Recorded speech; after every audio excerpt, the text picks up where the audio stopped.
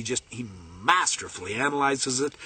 And Richard Hopkins masterfully analyzes this theme of the immutability of God, and yet how God can go from being infinite to being finite to being infinite. It's a crazy concept, but I can assure you it is biblical, and I want to share that idea with you.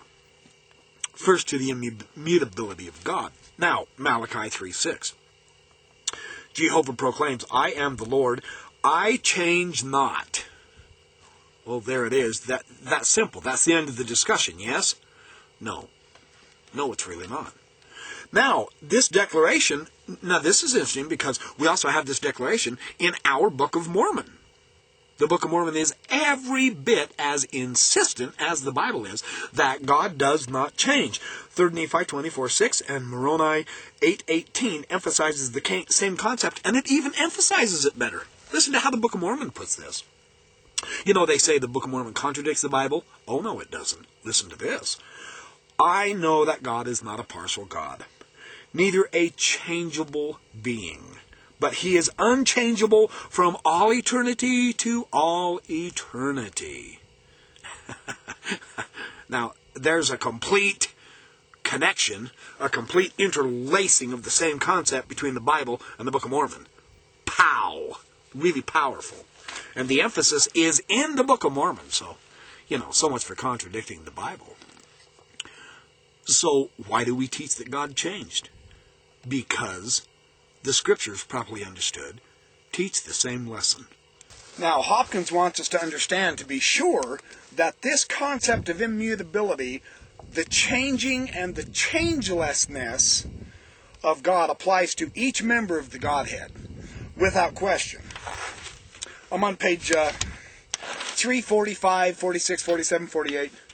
Immutability applies to every member of the Godhead, including Christ, despite the fact that he changed from a spirit to mortality, despite the fact that he suffered death, which was an astonishing change.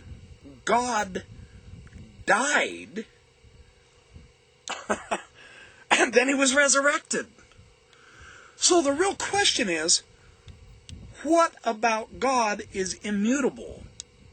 Because we have absolute beautiful scriptural evidence that God absolutely does, has, can, and will change. There's no question about that. Assuming Jesus Christ is God, which of course we absolutely accept. The least we need to understand about this concept is the ability to rely upon the continuing benevolence of an almighty being. This makes immutability an essential attribute of deity. That we can trust him as to his character and his promises and his ability to remain benevolent to mankind. God's character is what never changes. That's one of the themes of the immutability that Hopkins explores throughout the Old and the New Testaments.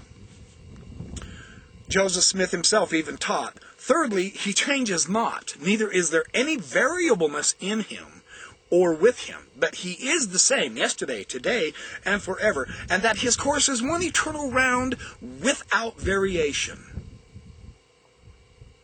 His course is one eternal round. The key to the immutability of God is to know that he has established a plan and he is carrying out that plan. That's part of the immutability of God that we have before us. And now it is getting too dark. I will continue this lecture in the morning, but in the meantime, have I got a treat for you. Check this out. Look at that sunset. Wow, isn't that beautiful? There is a screaming sunset for you. Just going down one of the buttes, the big central butte out there on the Arco Desert, out there in the central Idaho at the beginning of the central Idaho mountains. There is a lovely sunset for you. At least I got out here to view the sunset and sneeze all over the camera for you. This immutability of God theme that Hopkins discusses is just so interesting. There's essentially a static versus a dynamic view of God. And it is this understanding of the static and the dynamic view of God that has to do with God's immutability. The point is, and Hopkins mentions this, he says, look, the issue that we have to try to grasp and grapple with here is that despite God being unchangeable, God is not static. The real God of the Bible is not Aristotle's unmoved mover. He moves, and he is dynamic in his works and in his relationship with us, his children.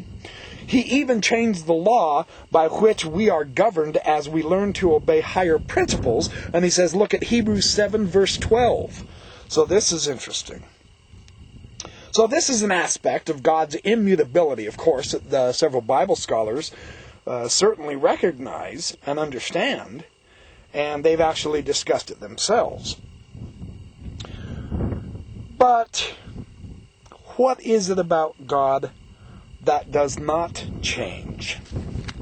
And that's the significance of how God remains unchanged. The principal way in which God does not change, according to the Scripture, is in his respect to his purposes or to his word.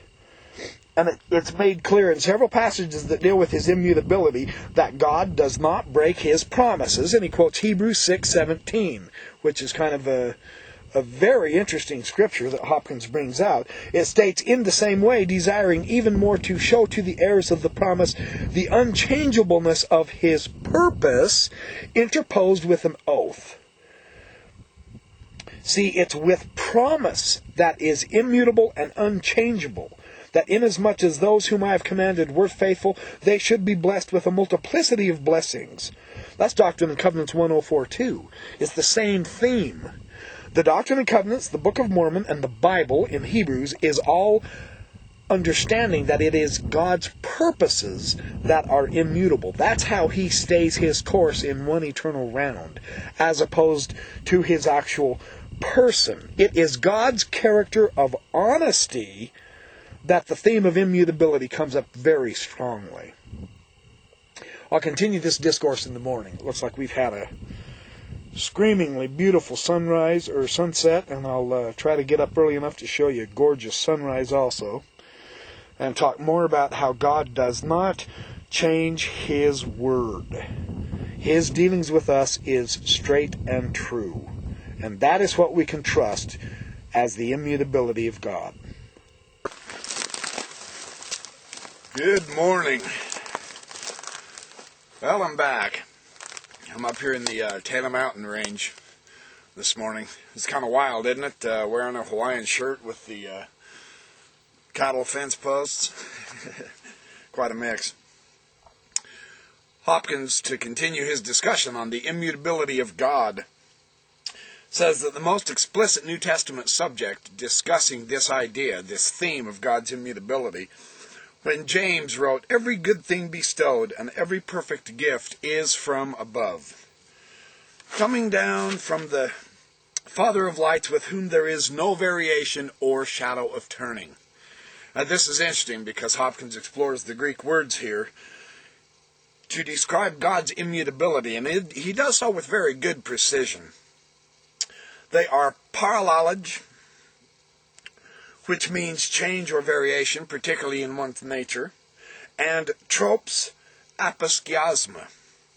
In the latter phrase, aposkiasma refers to a shadow cast by variation, usually because of the movement of heavenly bodies. And the Greek word tropes is about movement. It means something that turns. There's a variation or change, or in some sense a darkening. These words appear only once in the Bible, in James 1:17. It's interesting how he connects all three of them together to present his message. The meaning of the passage is God is alike incapable of change in his nature and incapable of being changed by the actions of others.